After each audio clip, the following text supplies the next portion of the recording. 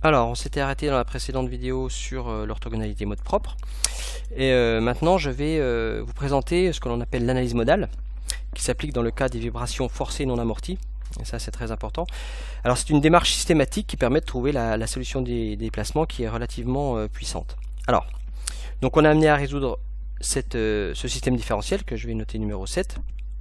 Je vous ai rappelé ici les conditions initiales, enfin les notations des conditions initiales, on va dire. Et donc on a trouvé les modes propres précédemment, d'accord, dans le cas des vibrations libres, non amorties.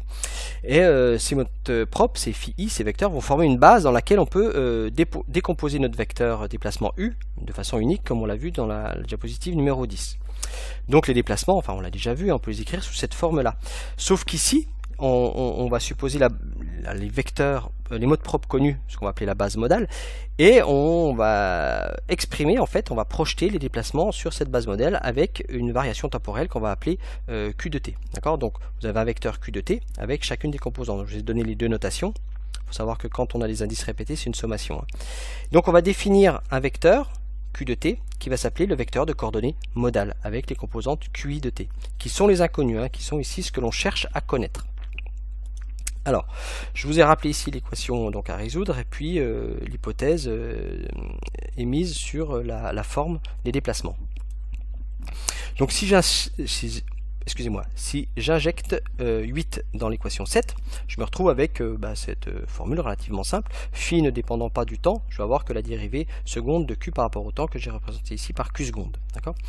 Je vais ensuite multiplier par la matrice phi moins 1 à gauche, ici, sur chacun des termes. Donc je vais avoir phi moins 1 m phi ici, je vais avoir phi moins 1 k phi ici, et phi moins 1 f de t ici. D'accord?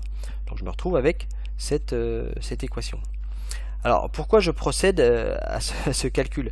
En fait, ce calcul va être relativement intéressant, puisque je vous rappelle que précédemment, on a montré, d'accord, avec la normalisation, et puis avec les propriétés d'orthogonalité, qu'on avait la relation suivante, d'accord, à savoir que le phi t m phi donnait la matrice identité et que le phi t k phi donnait la matrice qu'on appelait delta, qui était une matrice diagonale avec les pulsations propres sur la diagonale.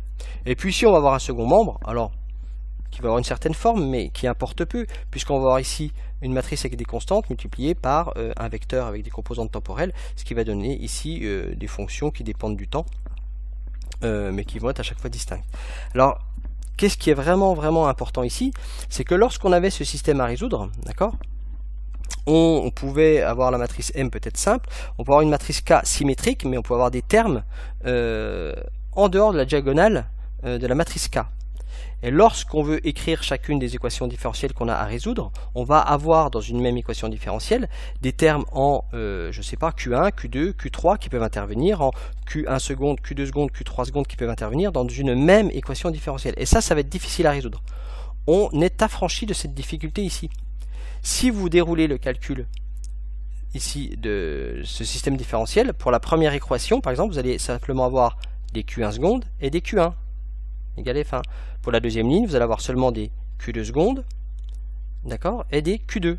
Donc vous allez avoir à chaque fois une équation différentielle où n'intervient qu'une seule composante du vecteur de coordonnées modales, à savoir QI. Et ça, ce sont des équations différentielles qu'on sait résoudre. On appelle ça un système découplé, d'accord.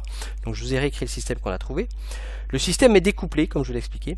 Donc finalement, notre système linéaire, d'accord, qui avait n degrés de liberté, va se comporter simplement comme la superposition de n systèmes à 1 degré de liberté.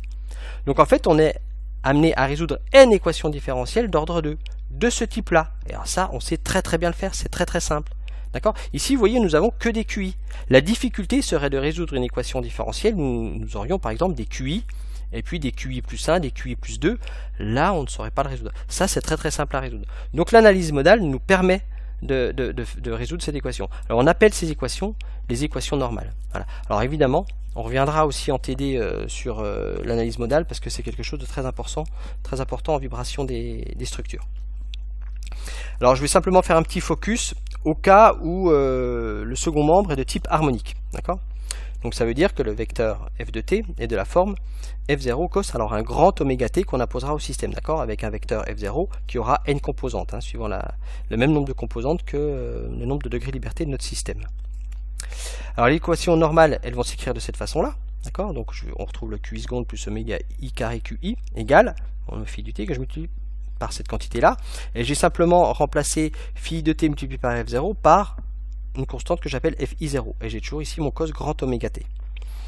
Donc ça, ce sont des équations différentielles que vous savez très bien résoudre. Et si vous me posez la question, comment on fait monsieur pour résoudre cette belle équation différentielle, évidemment, je vais vous renvoyer dans les cordes en disant, bah, regardez la mise à niveau mathématique que vous avez fait en rentrant en troisième année. Pour la majorité d'entre vous, c'est des choses qui sont sues normalement, d'accord? Donc la solution va être de ce type, d'accord? On va avoir un QI de t est égal à fi0 sur petit oméga i carré moins grand oméga carré cos grand oméga t. Voilà, donc c'est relativement trivial à trouver, vous avez 3 lignes de calcul à poser, même pas, et vous allez trouver la solution de cette équation différentielle. En régime établi, hein, évidemment, je ne me suis pas intéressé à l'équation homogène, hein, la solution de l'équation sans second membre qui correspond simplement à un régime transitoire, hein. Je vous renvoie à la première partie de ce cours. Et la solution globale, d'accord, elle va s'écrire parce qu'effectivement, ça va être la somme sur tous les phi i QI, d'accord? Donc je me retrouve avec mes phi i et j'ai ici simplement écrit les QI de t, d'accord? Voilà, alors j'ai rajouté le signe somme ici pour que ce soit clair dans vos esprits.